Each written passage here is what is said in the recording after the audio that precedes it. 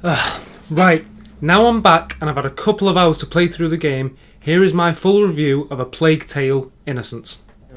To survive an uncaring world, and Amicia and Hugo will need all the help they can get.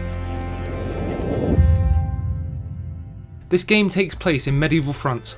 You play as Amicia de Rune, the daughter of a reviled knight. As the game develops, a plague sweeps across the country, spread by thousands and thousands of cannibalistic rats.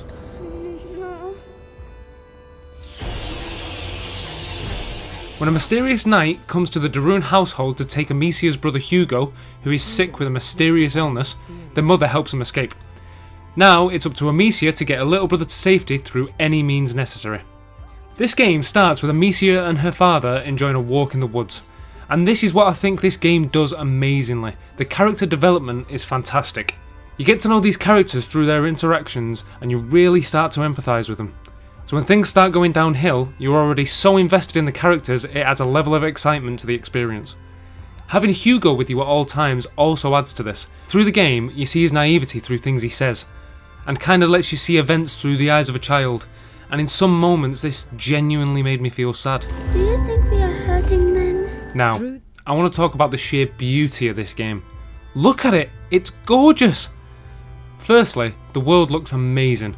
It's beautifully coloured and I can't quite put my finger on what it is, but the way the light looks and reacts to things is sensational. The way the characters have been created is also awesome. Personally, I don't think I've ever seen skin look this good in a game before, which, now I've said it out loud, sounds weird.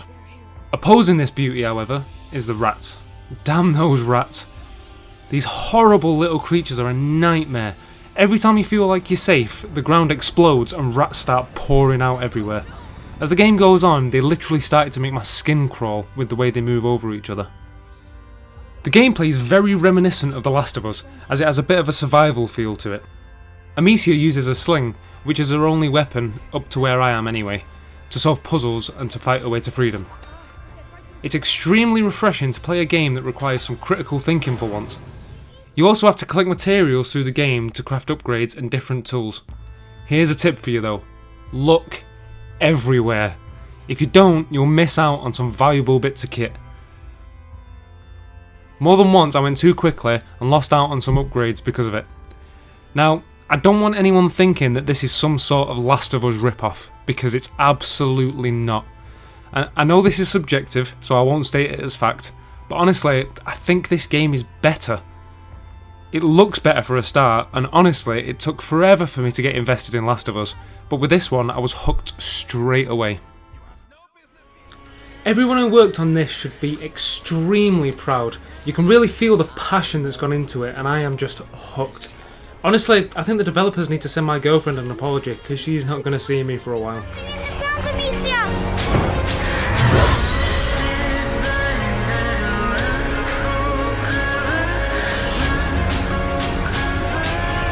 I'm sorry, I'm sick. No.